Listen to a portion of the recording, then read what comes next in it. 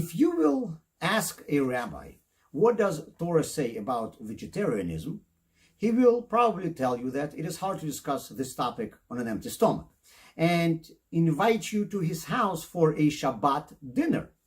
There, at a traditional Shabbat meal, you will see gefilte fish, chicken soup, and if by that time you will not yet understand the answer to your question, you will for sure get it when you will see the main course, chicken and brisket. But it is really not so simple. Any vegetarian, when explaining his position, will tell you, who gave you the right to kill an animal just because you want a juicy steak? Why should your whim be more important than a life of a cow? And in fact, the Torah agrees with this question. We know that before the generation of Noah, that is before the flood, people did not eat meat at all.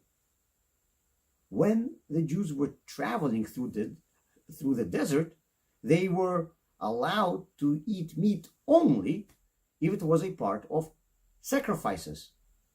When Jews offered sacrifices in the temple, the meat of the animals, in most cases, was eaten either by those offering the sacrifices or by the Kohanim working in the temple. You will ask, 1 second, what kind of a sacrifice to God is this if I am afterwards eating this meat? The question is, why I'm eating this meat? The Torah says that really we do not have the right to kill animals just because we want a burger. The only thing that makes a man fundamentally different from an animal is that a man is able to devote his life to something higher. Not to live for the sake of satisfaction of his own desires, but for the sake of a selfless goal. If I don't use this advantage that I have over animals, and I live only for my own self-satisfaction, then I'm really no higher than a cow. And then the question is raised, who gave me the moral right to kill an animal? Why should a cow lose its life because of me? However, if I kill this cow as a sacrifice, that is, I myself live for something higher, and I eat this meat only to use the energy for the sake of something holy, then I have a moral right to kill it. Today, we do not have a temple, and no sacrifices are offered.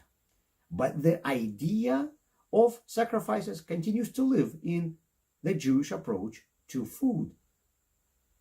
The Torah says that our table is metaphorically compared to an altar.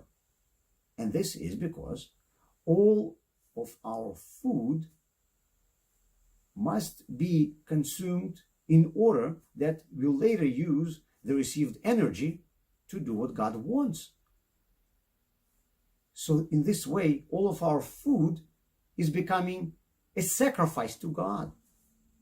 But if I eat only to satisfy my physical needs, and I don't intend to use these calories for something higher than myself, then my life is no different than the life of an animal. Then the question asked by the vegetarians is absolutely correct. What gives me a moral right to kill an animal?